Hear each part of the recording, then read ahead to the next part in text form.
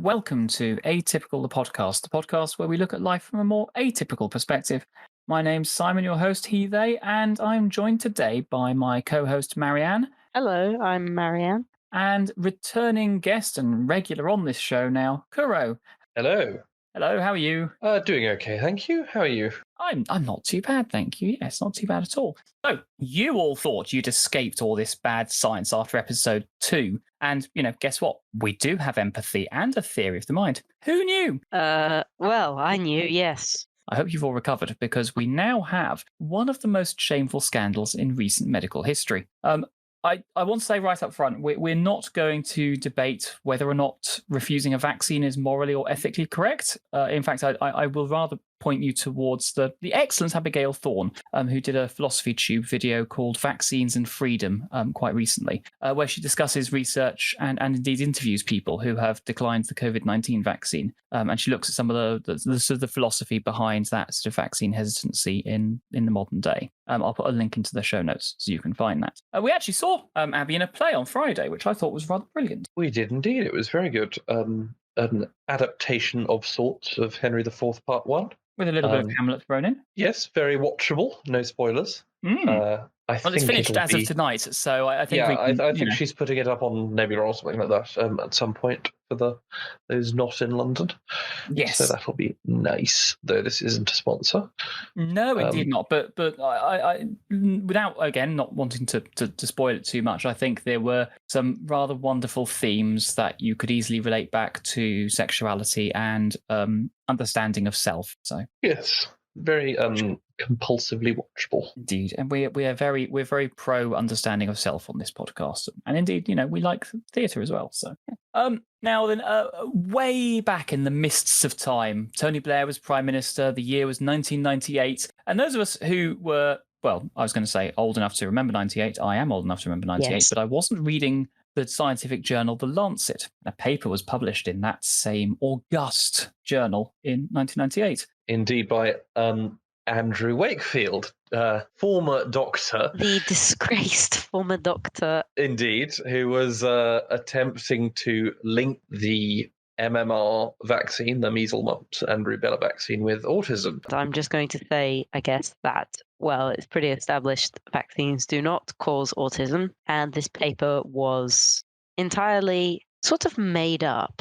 And indeed, the British Medical Journal called it an absolute fraud. They said there was no doubt that Wakefield was trying to perpetuate this. They even asked the question whether or not it was possible he was wrong but not dishonest.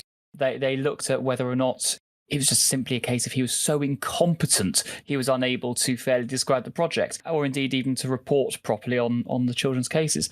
But no, the British Medical Journal, the General Medical Council, anyone who's ever looked into this can go, nope. Basically, Wakefield put a great deal of thought and effort into drafting a paper to achieve results he wanted.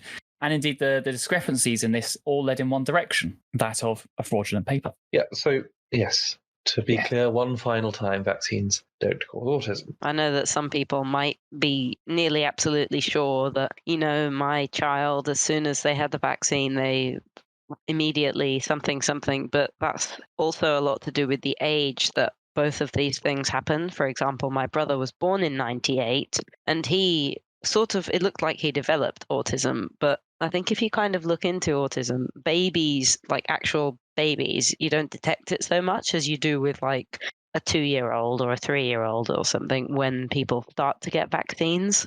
So why someone would want to spread this stuff is rather uncertain. Indeed not, no. So I thought it would be a good idea to discuss some of the issues behind this paper and what came of it. I will be referring many times to an amazing journalist by the name of Brian Deere, whose book helped me to, decide we were going to do this episode, in fact. It's well worth a read, and I'll put, a link into the show notes. We have... Anyway, so... understanding the fraud behind the paper, the money-making schemes, and indeed some of the outcomes of what became the General Medical Council's longest ever fitness to practice investigation has helped me to put together these show notes. And again, I'll link everything into the podcast notes. I think we should also say right now that there were people who were questioning this paper from the very same day it was published.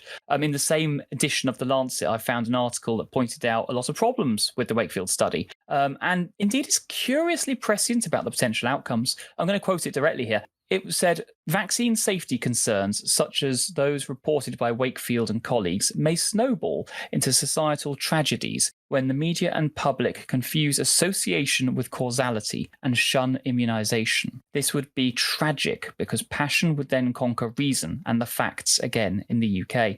Yeah, basically, we can see that. I've seen that many times, just sort of anecdotally from individuals. People are actually shunning these things because of various excuses, which is just ridiculous that, they're so scared of autism that they're risking other things. Yes, it does seem a bit that way. Thoughts, Kuro? Correlation causation is a frequent problem for people in general, not just scientists or not just lay people. Anyway, No, about indeed, yes. the Wakefield paper. Yes, sorry, yes. Let's jump straight into the bad science. So, like I said, back in '98, Wakefield and 11 other scientists published this paper in the Lancet. It has since been retracted by both the Lancet and indeed all the authors except for Wakefield, because it's been proven to be just wrong in absolutely everything it alleges. Indeed, multiple further studies have been done, meta studies have been done. Millions of children have been looked at across the world, and there's just no link whatsoever between what he alleged and reality. As far as I can tell, there's no study anywhere on the planet that can be actually peer reviewed to suggest you can cause autism just by any means. So this paper, and I'm going to keep calling it a paper because the full title is Ileal lymphoid nodular hyperplasia non-specific colitis and pervasive developmental disorders in children. And I've probably mispronounced that. So if you are a doctor or a scientist and you know how that's pronounced, I'm sorry. We're going to save ourselves a lot of time and just call it the paper, aren't we? Because I'm not going to try saying that every single time. Now, I've read the paper to save all of you the trouble of it. And I've spoken to a few friends of the show, people who are, actual research scientists, and it's only a short paper, and it is marked up as retracted, but it's only 5 pages long. That's really not very long for a scientific paper, I don't think. No, it's not. And even nowadays, when you look at that one fraudulent study, and then the other millions of children that are, peer-reviewed, the ones that say that vaccines don't really cause autism, those ones by these people that conspiracy theorists and stuff, those ones are the ones that they don't believe in, the ones that are tested on millions of children, because they just say, oh, big pharma is out to do this or that or something. But the thing is, the big pharma people don't make that much money from giving out these vaccines. It's not like they charge thousands per vaccine or anything. Indeed. Now, does one of you want to tell me a little bit about what the idea behind the paper even was? Yeah, I mean, the idea behind the paper was to see if there was a connection between developmental issues in children, in particular autism, and non-specific bowel disorders. Basically, looking at if these children had any kind of inflammation and if this could be linked to them being autistic. And we should probably add right now that there were a grand total of 12 children in this study, several of whom do not have autism. So how many autistic people were actually in this study? 12! Goodness me, when you do any kind of study, 12 is a very tiny number. It really is. Ridiculous, isn't it? Normally with this kind of thing, especially if it's going to be published in media, it's supposed to have a lot larger sample size. Because, we all learn in primary school the importance of doing a fair test in science, right? I'm sure we all remember doing our practical tests. We need to make sure we do a fair test and all the stuff behind that. Yeah. Yes, that pretty much sums it up, actually. I mean, the paper didn't find a link between the MMR vaccine and autism. The closest it actually gets even is in the findings where it notes, again, quoting, onset of behavioural symptoms was associated by the parents with measles, mumps, and rubella vaccination in 8 of the 12 children. Now, I'm going to apologise, especially to my A-level physics teacher, Mr. Sutton, if you're listening. I do remember what we were told about verifiable evidence, and being told by a parent that they think their child got autism at some point after having the vaccine is probably not the best kind of science. Yeah, basing your scientific paper on the opinions of, members of the public doesn't feel quite right. Yeah, it goes back to the age at which autism first shows as well, and how it's probably a coincidence because, they didn't say that with me because I was born in 92, but then it turned out that I was autistic. But because of that whole storm of the thing happening in 98, my parents thought it was the vaccine that caused my brother's autism. No, you're absolutely right. I mean, when do you start showing the autism symptoms? I mean, I only actually got diagnosed in my late 20s, so maybe I had a really late onset. Who knows? Anyway, so back to Brian Deere, who got lots of the information from. Deere later actually spoke to some of the co-authors of the paper, and rather interestingly, one of them, a chap called Ian Chadwick, said that Wakefield had worked separately with each of the individual scientists rather than bringing them all together, which is very unusual for a collaborative study.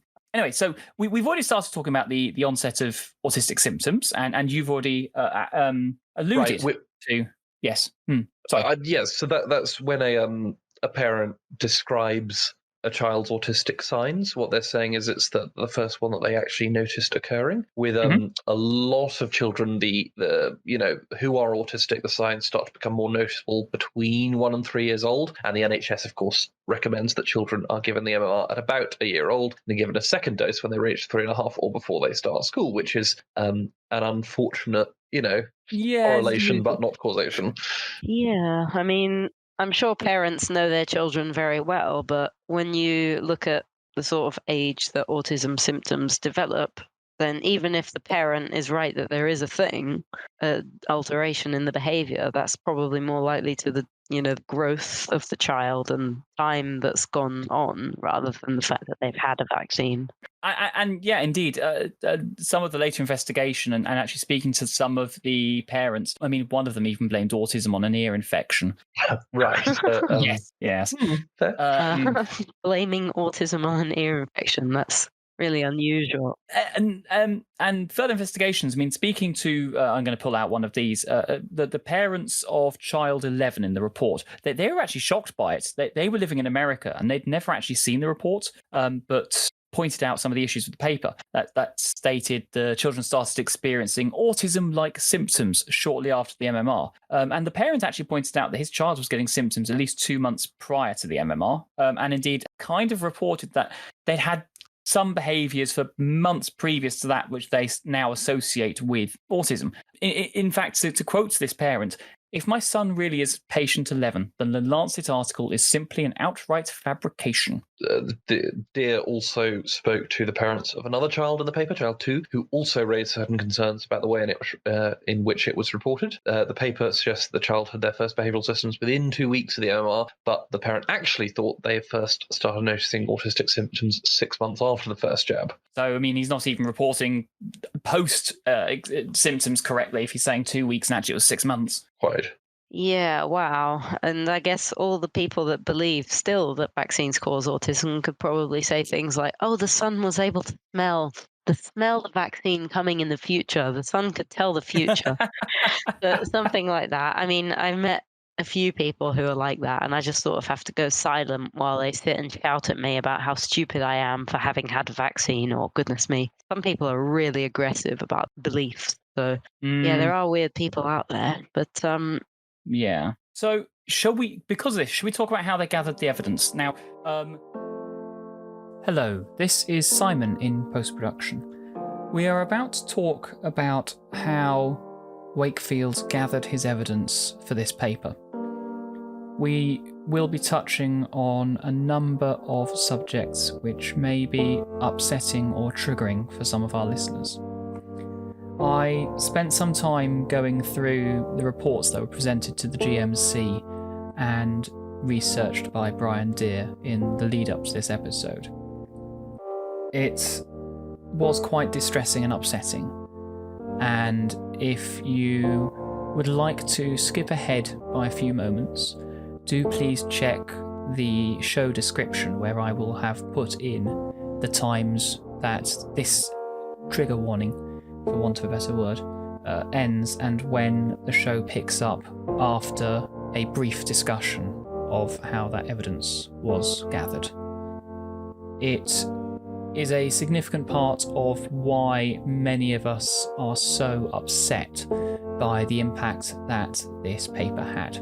But of course, we here at Atypical fully understand that for some people it may be something that could cause an unpleasant reaction.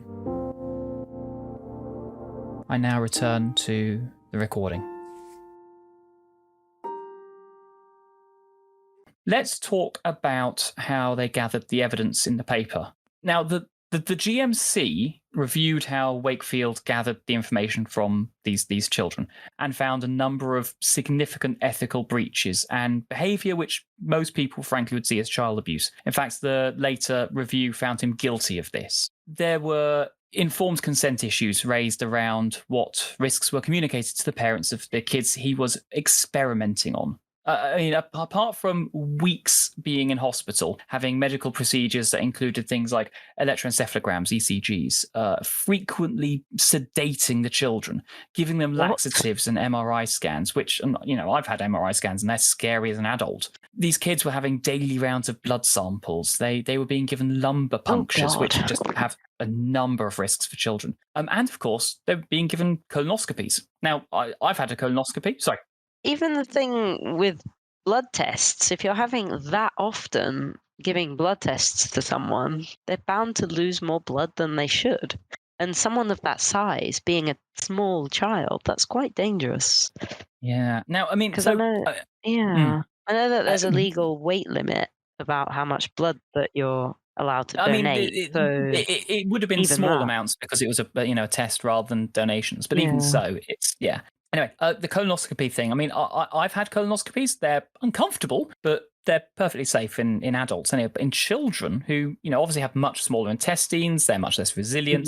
Mm-hmm. There are risks of serious complications. The scope that is used can puncture the side of the intestine, which obviously causes bacterial infection and other, serious internal damage. And in fact, in a follow-up review to this paper at the Royal Free Hospital, a 5-year-old was nearly killed by a colonoscopy that went wrong. And Wakefield was doing these on kids as young as 3. At no time did Wakefield actually share the real risks with the parents, and the GMC have found significant failings to gaining informed consent.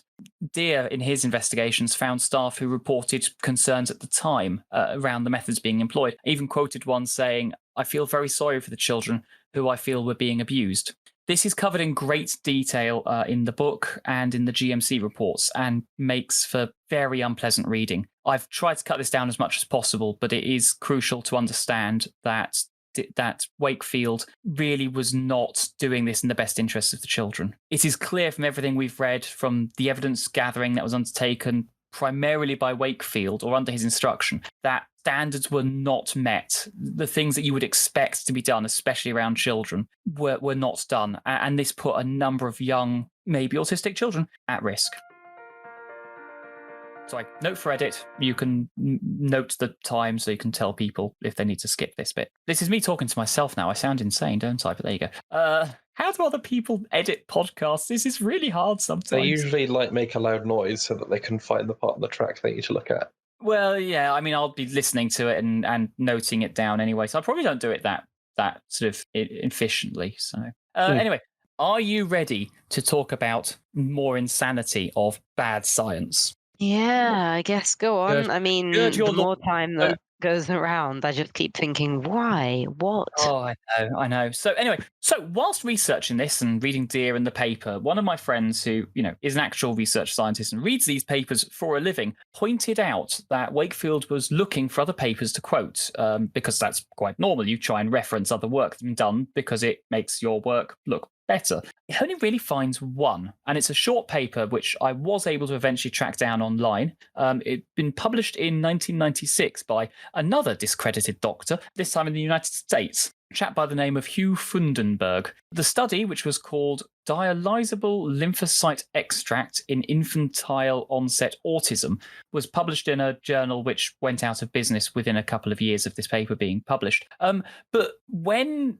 Deere spotted it, it set off a few alarm bells for him, and he toddled off to America to find this ex-doctor and ask him about the study. So in this American paper, Fundenberg not only claims that the MMR caused autism, Which it doesn't. Even correlation doesn't imply causation. but he claims he'd created a substance to cure it. He Snake claims oil. that 10 children were injected and became normal. So you said that Deer went to see this guy. Yes, before I start ranting about that word, normal. Yes, it's a good thing I control the edit, really, isn't it? Anyway, so Deer goes to America and speaks to Fundenberg. It wasn't easy to find him, apparently, but Deer eventually tracked him down and asked him about curing autism. Fundenberg actually told Deer that it is curable. I'm going to quote him here. It is cheap, it is oral, no injections, 1 pill a day, every day for 3 to 6 months. So Deer, being somewhat incredulous, I suspect, asked Fundenberg where this cure comes from, and the reply, from my bone marrow. Oh, Which, that's disgusting. is presumably ethical. Ooh. Orally. Yeah. At least they're not injecting it into the children's bone marrow, but that is Yeah, weird. they're just giving them it's pills just made of his eating bone it. marrow. Yeah, it's Ugh. fine, you know. What made him special that his bone marrow was the cure? Well, I mean, what about in any fairness, other old American man? he had been a doctor and he'd been struck off for stealing drugs from his own medical practice. So maybe he was, He was high when on he them, wrote I it. think. Yeah, I Yes. think he was. That is. Anyway, going back to these interviews with the parents of the kids in the paper, some slightly wacky linked papers, and I think we're starting to see a bit of a pattern here. What do we think was the driver behind this paper? What would make a doctor working for the Royal Free Hospital, one of the most famous hospitals in the world, fabricate and falsify a paper, trying to come up with some kind of novel disease that links bowel disorders, a common childhood vaccination, and autism? Well, you'll be unsurprised to learn money does appear to be a factor here. I know, it's scary, Yeah. isn't it? What none of the parents knew before the study was that Wakefield had actually been working on a lawsuit for 2 years prior to this paper. He and a solicitor called Richard Barr were planning to try and sue the manufacturers of the MMR vaccine, and they had to come up with a new syndrome to back up their legal aid grants so that they could, sue these manufacturers. So they were casting about to try and come up with a syndrome, and basically they decided that autism must be the thing that is scary. And so he created the need to have a new syndrome, a new disease, to support his money-making lawsuit. Now, but to make that work, wouldn't all of the children's bowel disorders have to actually look like the same thing? Because the paper said that 11 of the 12 children had some form of non-specific colitis, right? Yeah, absolutely. So they would all have to have something more than just non-specific colitis, and that's just such a wide umbrella term that it. So Deere got hold of the medical records, and the later GMC hearing reviewed them in depth. It seems actually 3 of the kids had no major inflammation whatsoever. And the GMC hearing found that whilst Wakefield had brought a pathologist onto his team to help determine the types of bowel disease the children had, when she ruled out colitis in over half of the children, he just dumped her and brought in a second pathologist to run the tests again. Because, of course, if they said there was no colitis, that doesn't exactly help with the lawsuit where they're saying that colitis is causing autism because of the MMR. So, yeah, so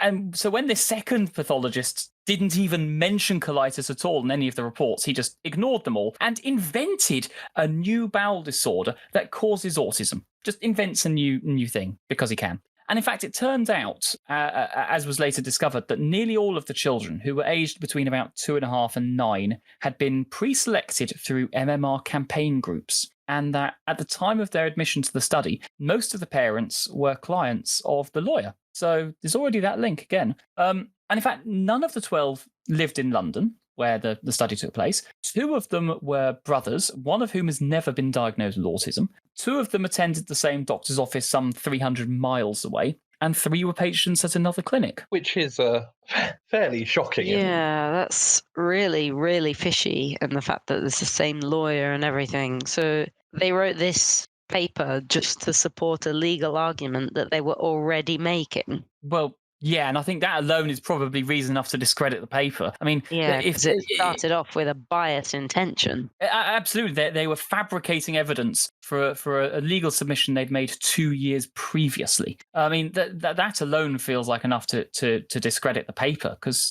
I mean, in fairness, there are some occasions when you might need to, if you're making an allegation and you have some clear, it's just not been proven yet. That's one thing, but doing it on the wholly insubstantiated claim that requires you to create new diseases and links to things that you hadn't even considered in the first place in order to sue some major companies seems a little more dubious. Yeah, that's what do they call that? Like at work and stuff in people's jobs, they call it a conflict of interest or something. That's definitely conflict of interest. I think conflict of interest is putting it politely here. Yes. And the paper goes on to basically say that although he hasn't proven it, he has proved it. It's muddled, and in the discussion they clearly state we did not prove an association between measles, mumps, rubella vaccine and the syndrome described. He even admits that they don't find a link. The very last paragraph of the paper says, we have identified a chronic enterocolitis in children that may be related to neuropsychotic. Neuropsychiatric dysfunction. In many cases, onset of symptoms was after measles, mumps, and rubella immunization. Further investigations are needed to examine this syndrome and its possible relation to the vaccine. So he contradicts himself within the paper and then basically finishes off by saying, there might be something here, we might need to do some more research. Now, that to me is a bit not great. So anyway, what was the outcome of this paper? What happened next? Wakefield held a press conference where he called for a boycott of the triple MMR in favour of breaking it up into single measles, mumps and rubella shots to be given at yearly intervals. As Wakefield campaigned, UK vaccination rates slumped below the level needed to keep measles at bay. It's extremely bad news. And in November of the year 2000, he appeared on the CBS network's 60-minute programme, linking the MMR to what he called an epidemic of autism. I'm sorry, I'm going to stop you there. Are we an epidemic? Yeah, I guess he would like to think so, but I think what he's referring to might be the fact that people are now, or professionals, medical professionals, are now knowing what autism is, knowing how to define it, how to diagnose it better than they did in, for example, the 80s, 70s, 60s, etc. And so that's probably more likely what's causing this so-called epidemic of us, I guess. It's the most insane thing. And but I think there is something more insidious here. Who is actually going to go and read a scientific or medical paper? I know you're going to expect me to say it's me, but frankly, I mean, yeah. Well, I mean, yeah, I did, and indeed half the people on this podcast did, because we're all weirdos who like to read the evidence. The media, however, didn't, because when a doctor at a well-known hospital publicly says the government is putting millions of children at risk, even if it's total bollocks, it's going to be repeated all over the place. And I think that's the really scary thing, because measles kills thousands of people every year. But apparently that's nothing compared with the fear of autistic enterocolitis. Wakefield was saying he thinks separate vaccines would help avoid the risk of autism. And basically, we're back to his money-making schemes here, and I shall tell you why. Because he had appealed to the chief medical officer to make individual vaccines available. It's a bit weird that a lot of modern anti-vax rhetoric seems to say all vaccinations are bad, when Wakefield in the first place was trying to, get a different kind of vaccine made available when he had an interest in it. Right. Yeah, that makes sense. But I guess that comes from when he makes money off this vaccine. Yes. He was pro-vaccine, but only if it was his version of the vaccine. So you remember I said earlier on about money. It turns out that not only could people get single vaccines at about £60 each. And that's in the 90s. Goodness knows how much it would be now. Wakefield himself actually had a patent on an alternative measles vaccine, which he'd filed 6 months before he published this paper. And do you want to know the really funny thing? The other name on that patent? Hugh Fudenberg. He's back again.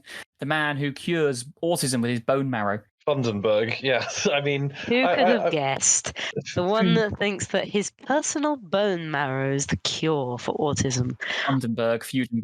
You know what? I don't think I even want to give him the correct naming because his bone marrow is clearly very special. So I don't know about you, but I think I'd rather be autistic than eat a pill every day with some random guy's bone marrow inside it. I think you've spent too much time around me. You're starting to sound incredulous.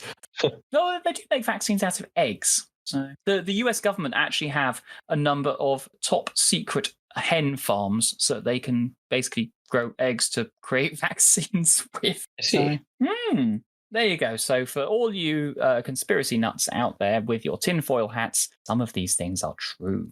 But yeah, no, they've got a number of them. They require hundreds of thousands of eggs a week to help create a number of different medical outputs, actually, because you can grow certain types of vaccine and indeed certain types of antibiotic within eggs. It's fascinating. Anyway, I think I've gone slightly off topic there. It's okay. We're a very pro going off topic podcast.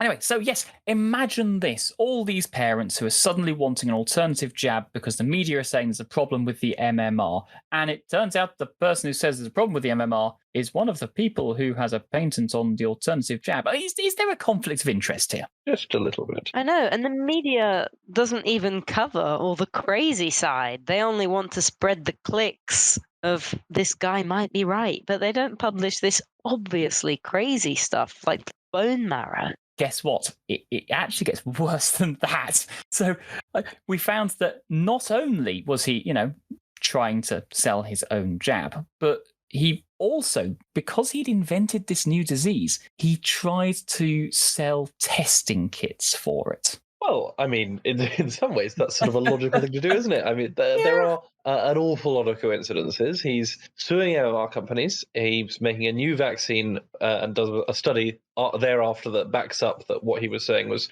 true, that there was a risk. Ah, yes, of course. The triad, the holy trinity of money-making. Suing, inventing a vaccine, and a testing kit. Then he uses the publicity from that to sell a new disease and the testing kits for it, and also in the process is raking in the cash. How much cash? So we're back to our good friend Mr. Deere and the wonderful thing that is the Freedom of Information Act. Basically, they estimated that within 3 years of selling these kits, they'd be up to about 3.5 million. But they reckoned it could rise as high as 28 million, depending on sort of diagnostic testing and if they could bring therapeutic regimes on stream. Fundamentally, they were those internal reports from his company. Yeah, right. A number of different companies were involved. They were going around looking for vast amounts of money from various sort of hedge funds and so forth. But they were reckoning that they would make, and this is in late 90s money, up to 28 million quid selling these tests and what they called therapeutic regimes. There was a whole chapter on that, which I again, go read the book. It's too much to talk about on the podcast. But oddly enough, none of the tests actually worked because, it's a fake disease. No lab could recreate the results. And that alone suggests something, because if you can't create a test or an experiment that can be repeated by somebody else, generally we say that is not suitable. It's not really good science. Not science, yeah. No, you need to be able to explain how you've done it so that people can do it and show that it, works. Anyway, people eventually started to sort of wake up to this, and the Royal Free Hospital actually, who were Wakefield's employers, they issued him about it. They asked him about his somewhat massive conflict of interest, and there was some issues raised about the very small study to back up these findings. They actually offered to support him with a much larger study so that he could, better research his hypothesis. Do you remember what he even said? He said we need to do more work on it. Yeah, that sounds like a good idea. Why not do a really big study, a fair study, non-biased study, double-blinded, placebo, blah, blah, blah. Yeah, so presumably he immediately did this much larger scale study to prove his findings, right? No. No, he quit the hospital in 2001 and went off to become a campaigner. On the plus side, though, all of his companies failed and he didn't make any money out of it. That's good. Yeah, absolutely. So he did go off on a bit of a tour of the media, and that's how he made his money and still makes his money, in fact, by speaking to various campaign groups and all the rest of it. Isn't he mainly speaking on cruise ships these days? Yes. He looks slightly disturbed by the fact that he's now the darling of the anti-vax movement. It's quite funny because, I mean, by 2003, there were a number of journalists who were onto this and basically started following him around and reporting on him, on his testing kits and his companies and where it all failed. And he's just obviously not a very happy bunny. In fact, by 2004, the ongoing investigations actually prompted Tony Blair, who was the Prime Minister at the time, to give a statement on this. And it actually led to a big change, a sea change in the media reporting and some follow-ups. And rather helpfully, despite the crash in the MMR uptake, I mean, it dropped to something like 80% following Wakefield's paper. It has started to increase back up again a little bit. But it wasn't until 2010 that the Lancet finally withdrew this paper, despite the fact that all but one of the authors, and you can probably guess which one, had asked for it to be retracted years before. And many of them actually turned up to give evidence the subsequent GMC investigation, the General Medical Council investigation. Since then, there have been so many other studies that have looked at this specifically, but at all other vaccines, autism, and just none of them have found any links or evidence between these things. And by, like I say, by 2010, the GMC spent almost a year on an investigation. They call it their longest ever fitness to practice investigation. And they struck Wakefield off. They said that he'd acted against the interests of his patients and basically declared he can never again call himself a doctor. They called him dishonest, unethical and callous. The inquiry panel found him guilty to a criminal level of over 30 charges, which included 4 counts of dishonesty and 12 counts of abuse of children. And yet he still had supporters turn up and campaign for him outside the GMC. It was just... That's sad, isn't it? I don't think we can do proper justice to this story in a single podcast. It's so wide ranging. It was just such an amoral fraud perpetrated by just this disgraced liar who used their position to leverage a money making scheme. You know, as a result of this scandal, the MMR uptake dropped. I mean, like I said, it dropped to around 80%. I mean, it has recovered a bit in more recent years. I think it hit a high of about 92% in 2013. Now, obviously, all of us are armchair epidemiologists after the last 3 years. We all know what herd immunity means. And the WHO says that for MMR, it needs to be at least 95%, or we risk measles outbreaks. You know, kids literally died because they didn't get the MMR vaccine. You know, whenever scientists and doctors in the initial years after this came out, they tried to challenge this weird anti-vaccination stance. A lot of the media actually ended up repeating Wakefield's claims, which just further damaged both their own integrity and helped spread that nasty idea that it was better to have a dead kid than a neurodivergent one. Yeah, when I first started looking into this thing, I was thinking, you know, how many people must have died or suffered just at this one faulty study that people cling to because it generates clicks and outrage. I mean, the media and many people who bought into this fraud tried to paint autism as a horrific tragedy, something worth risking, you know, a debilitating disease to avoid. Measles kills people and it can cause severe lifelong complications. We don't really see how dangerous measles can be these days because we have vaccinations. The MMR jab prevents diseases that are genuinely dangerous and that can be life-threatening. And it does say a lot about how people talk about, you know, neurodivergence and autism, that it's worth risking, you know, death in order to prevent your child, you know, having autism. Wow. It is one of the things that I think still is a spectre that haunts a lot of people, not just of sort of you know, of our generation, but my brother and younger. It's not nice to it's not a nice note to leave this on, but I think it's something that we've been discussing throughout the entirety of this podcast ever since episode 1 where we talked about autism acceptance. But vaccines do not cause autism. They do cause living people, and some living people are autistic or have ADHD or dyslexia or just need a bit of extra help with something. Vaccines no more cause autism than they make someone ginger or give them a predilection to vote for the Lib Dems. It's just this entire story. I've been reading about it for, weeks to try and get this episode put together. And it's just, at times, it made me so angry. And also deeply quite depressing. sad. It is deeply depressing. And the fact is that this led to what we would call the modern anti-vax movement, and the losses that may have led to across the planet are incalculable because this one man wanted to make some money. Yeah, I mean, it's really, really bad. The more I look into it, the more I think, wow, this is like a disaster. Tragic measles outbreaks and stuff because of the fact that some random guy spread that thing and everybody wants to believe it because it goes against the grain of the big pharma or whatever else people are predisposed to think. Because people like thinking they have some hidden knowledge that others don't. Ooh, I know about this special thing, so therefore I'm intelligent and you're a sheep. But they don't actually look at, the science behind it. Oh, scientists are bad. Scientists are all biased, except for this one who's only trying to make a bit of money. Does make you quite cynical, doesn't it? Yeah, I try not to be cynical, but when you read things like this, it's difficult not to be. So sorry if that has depressed you, but we thought it was an important story to tell. And as people who are neurodivergent, we feel this is a part of, I suppose, our history to try and fight back against, say that we weren't given, autism or whatever else. It's just part of who we are. And yeah, just unfortunately, society and governments or health systems need better support for people who are autistic, especially those people who are autistic where they need extra care, like, they might need lots of extra care, like if they bang their head against a wall or something. People need more, like, carers and education and things like that.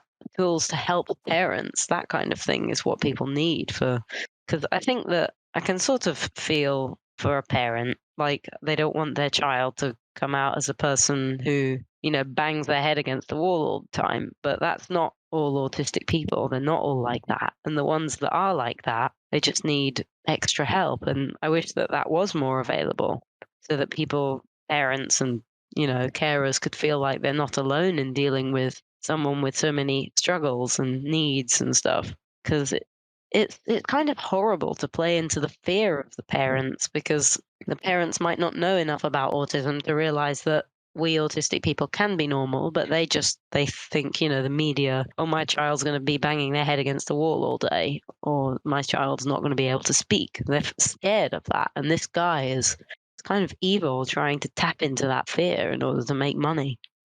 Is there anything else we want to discuss to raise the mood? I mean, I'm not really sure how much will dovetail well with the rest of the episode, I'll be honest. Could talk about trades or special interests. We do like trains and special interests. We will find a slightly more upbeat episode for the next episode. But again, like I said, we felt this was a story that we had to tell. And it just remains for me to say thank you to both of my co-hosts for talking to me about even something as dark and depressing as this episode may have been for us. Choo choo.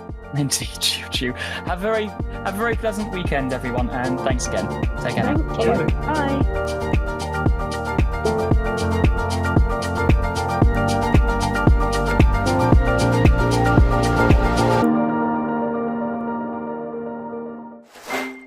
As to diseases, make a habit of two things: to help, or at least to do no harm.